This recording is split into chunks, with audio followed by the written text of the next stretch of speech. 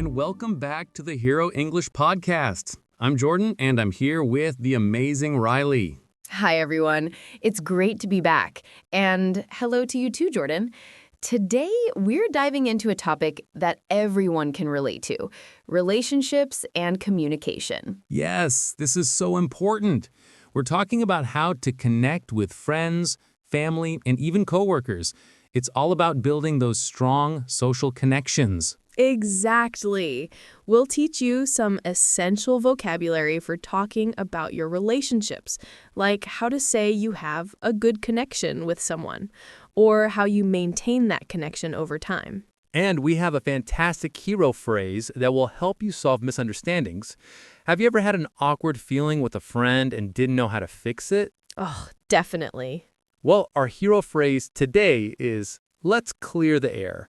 It's a powerful tool for better communication, and we'll show you exactly how to use it. Plus, we'll listen to a dialogue between two friends, Tom and Anna, who are dealing with a small problem. We'll even play it slowly so you can practice speaking with us. It's going to be a packed episode full of useful language. Are you ready to improve your communication skills? Let's get started.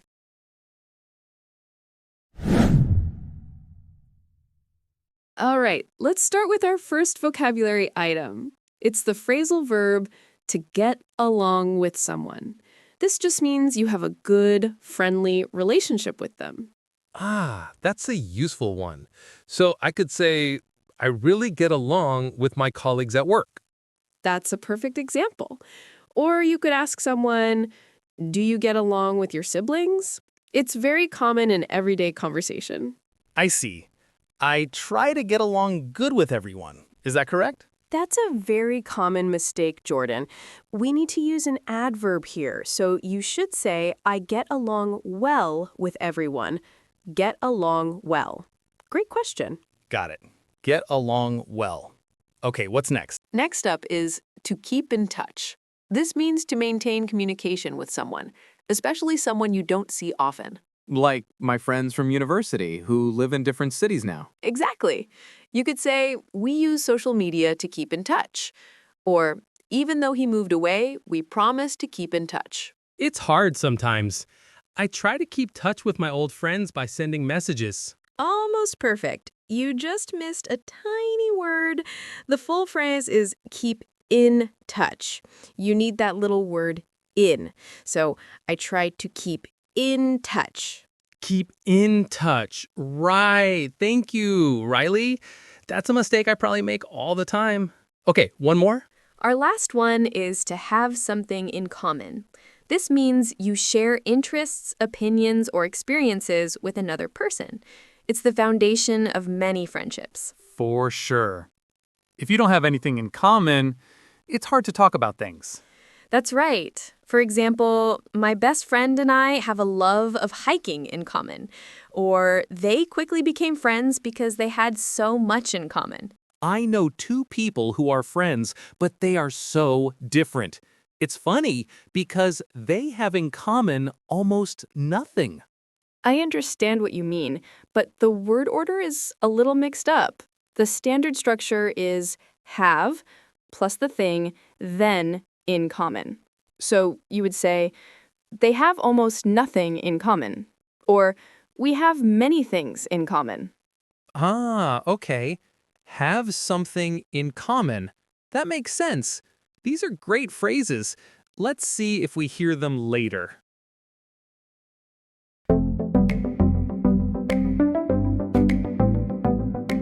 Hey, Tom, you seem a bit down today. Is everything okay? Oh, hey, Anna. I'm just thinking about my friend, Mark. I haven't heard from him in a couple of weeks. Really?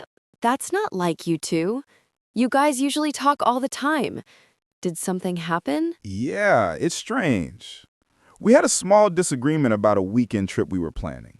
It was just a misunderstanding about dates, but the conversation ended kind of awkwardly. I see. That can happen. But you and Mark get along so well, don't you? We do. And that's what's bothering me.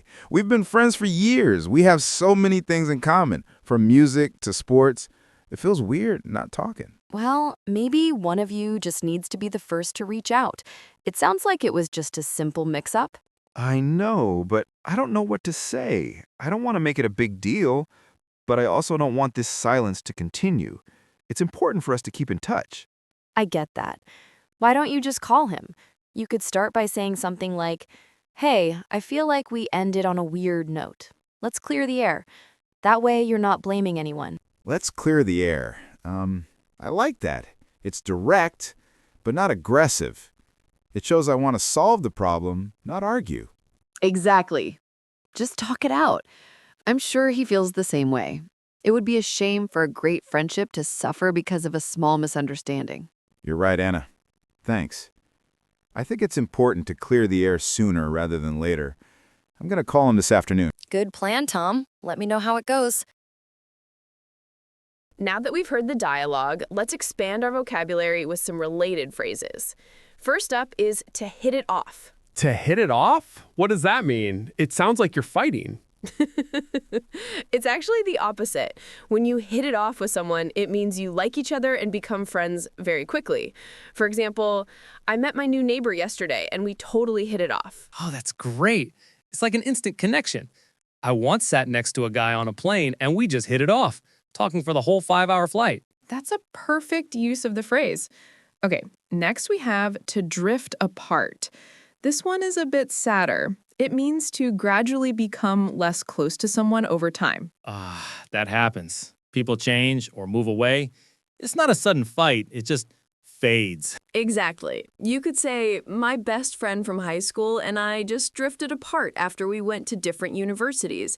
It's a natural but sometimes sad part of life. That definitely happened to me. It's nobody's fault. You just stop having things in common. So you drift apart. Got it. Our final phrase is to be on the same page.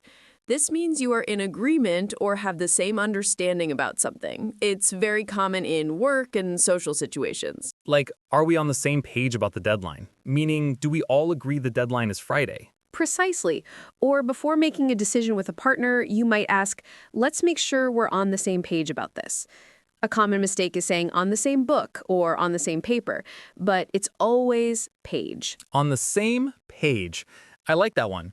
It's a great way to check for understanding and avoid the need to clear the air later. You see, it all connects.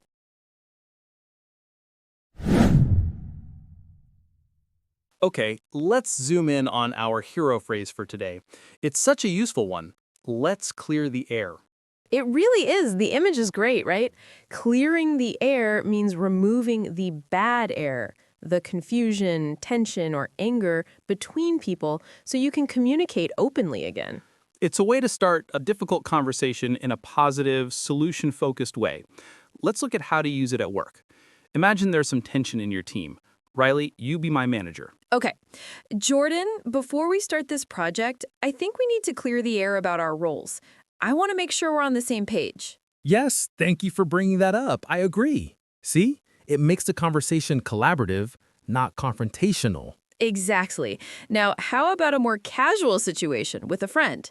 Let's say you think your friend is upset with you. You could say, Hey, I felt some distance between us lately. Is now a good time to clear the air? I value our friendship a lot. That's perfect. It's gentle and shows you care. A slightly more direct variation is simply, we need to clear the air. This shows more urgency. And in a family situation, it might be more formal. Let's say with a parent, you could say, Dad, I feel like there's been some misunderstanding about my career choice. I think it's important to clear the air. That's a great example. You're showing respect while also stating your need to resolve the issue. So you have a few options.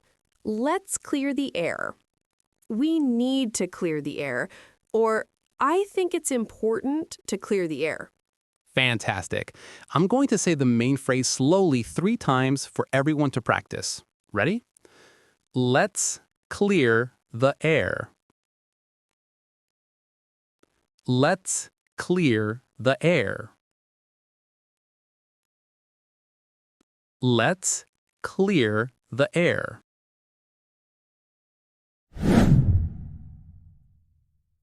You know, Riley, listening to Tom and Anna's conversation, I noticed how their words kind of flowed together. It was fast, and sometimes it's hard to catch every single word. That's a great observation, Jordan. That's called connected speech, and it's a key feature of natural, fluent English. But it can be tricky for learners. Exactly. So, what can we do about it? Well, that's why we have this next section. We're going to play the same dialogue again, but much more slowly. This will give you a chance to hear each word clearly. And we can focus on the pronunciation? Yes, pay attention to the stress in the sentences. For example, listen to how Tom's voice shows he's worried. And notice Anna's encouraging intonation when she suggests, "Let's clear the air." Okay, that sounds super helpful. Should our listeners do anything specific? I invite you all to try shadowing. That means you listen and repeat right after the speaker. There will be pauses to help you. It's amazing practice for your own fluency. Let's listen.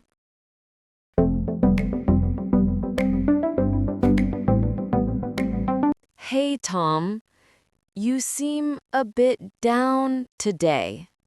Is everything okay? Oh, hey, Anna. I'm just thinking about my friend, Mark. I haven't heard from him in a couple of weeks. Really? That's not like you two. You guys usually talk all the time. Did something happen? Yeah, it's strange. We had a small disagreement about a weekend trip we were planning. It was just a misunderstanding about dates, but the conversation ended kind of awkwardly. I see. That can happen. But you and Mark get along so well, don't you? We do. That's what's bothering me. We've been friends for years. We have so many things in common, from music to sports. It feels weird not talking. Well, maybe one of you just needs to be the first to reach out. It sounds like it was just a simple mix-up. I know, but I don't know what to say. I don't want to make it a big deal, but I also don't want this silence to continue. It's important for us to keep in touch. I get that. Why don't you just call him? You could start by saying something like, "Hey, I feel like we ended on a weird note. Let's clear the air." That way, you're not blaming anyone. Let's clear the air. I like that. It's direct, but not aggressive. It shows I want to solve the problem, not argue.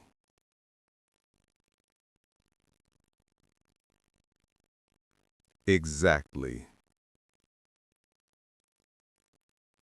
Just talk it out. I'm sure he feels the same way.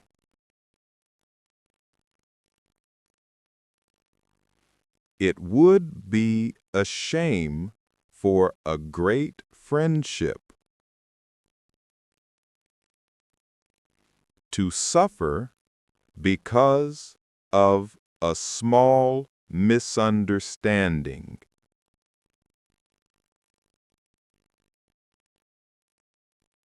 You're right, Anna.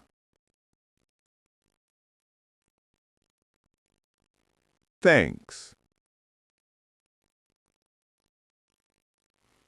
I think it's important to clear the air sooner rather than later.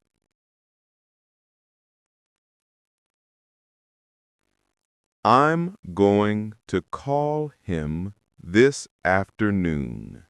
Good plan, Tom. Let me know how it goes.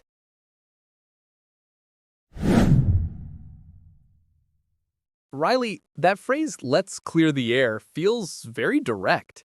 Is that a common thing in Western cultures to just state that you want to talk about a problem? That's a fantastic question, Jordan. In many English-speaking cultures like the US or the UK, direct communication is often valued, especially when it comes to problem solving. People appreciate knowing where they stand. So it's not considered rude? Not at all, as long as your tone is calm and friendly. The goal isn't to start a fight, it's to find a solution. It actually shows you respect the relationship enough to fix it. How might that be different from what you're used to?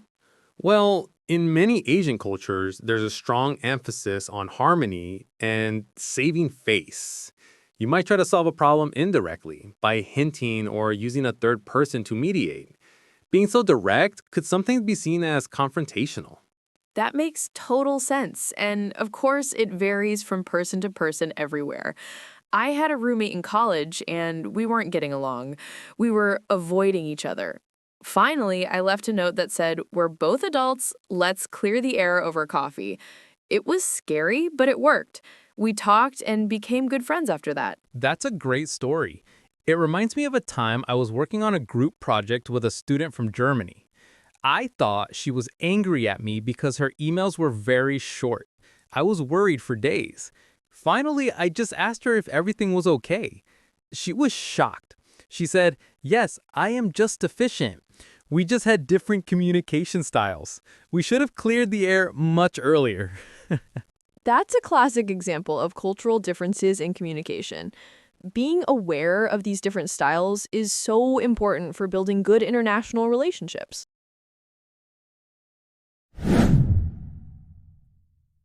It's time for our listener question. This one comes from a listener named Kenji in Tokyo.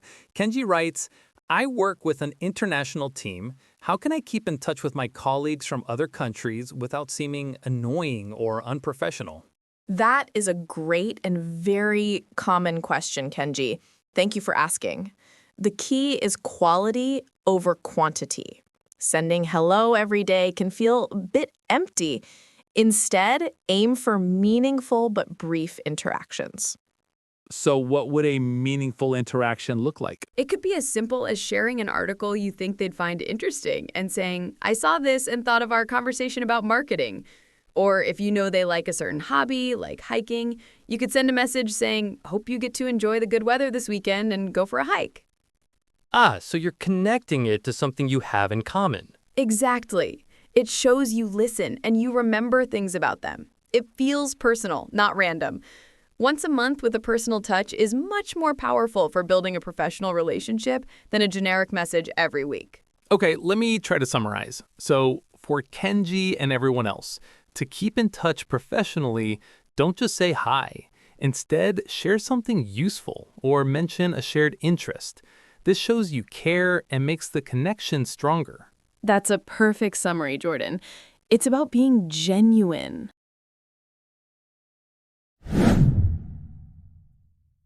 All right, Jordan, it's that time. Are you ready for a quick quiz to test what we've learned? I was born ready. Let's do it. Question 1. If you meet someone for the first time and you instantly have a great connection, you what? Oh, that's one of the new phrases. You hit it off. Correct. Nicely done. Question 2. Fill in the blank.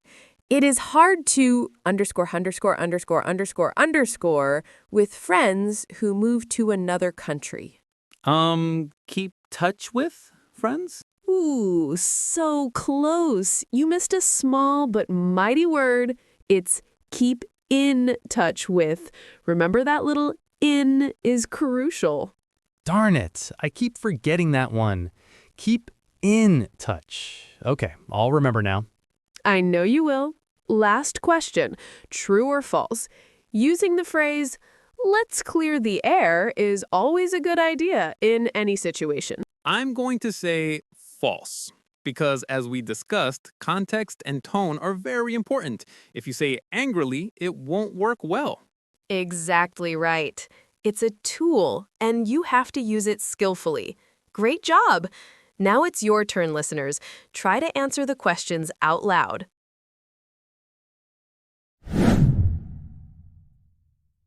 And that's all the time we have for today. Thank you so much for joining us on the Hero English podcast. We covered some really important ground today. We learned 3 key vocabulary items: to get along with someone, to keep in touch, and to have something in common. And of course, our amazing hero phrase for solving problems. Let's clear the air. It's such a great way to improve your communication and strengthen your relationship. Now for your homework. We have a small challenge for you. This week, try to use one of the phrases you learned today. You could send a message to an old friend to keep in touch, or maybe you can find a moment to clear the air about a small misunderstanding. Even just noticing these situations is great practice. Thank you again for listening. My name's Jordan. And I'm Riley. If you enjoyed this episode, please consider following or subscribing wherever you get your podcasts. It helps other learners find us. Next week, we're going to be talking all about vocabulary for food and ordering at a restaurant. It's going to be a delicious episode. We can't wait. See you next time. You know, Riley, all this talk about communication reminded me of a hilarious mistake I made last year. I was texting a new friend who's a native English speaker about weekend plans. Oh, no, I feel like I know where this is going. He asked what I was up to. I wanted to say I was chilling or relaxing, but I used the translation app and it gave me the word languishing. So I texted him, I am just languishing at home. Oh, Jordan, languishing? That sounds so dramatic and sad. It means like to be decaying or losing vitality. Exactly. He replied immediately, oh my gosh, are you okay? Do you need me to come over? What's wrong? I was so confused. I thought, why is he so worried? I'm just watching TV. He probably thought you were having a major life crisis on your sofa. Totally. We had to get on a call to clear the air, and when I explained what I meant, we both just died laughing. Now it's our inside joke. Whenever he asks what I'm doing, I just say, oh, you know, languishing. That's brilliant. A perfect example of how a small word choice can create a huge misunderstanding. Note to self, do not trust translation apps 100%. Never. It's better to just say, I'm relaxing.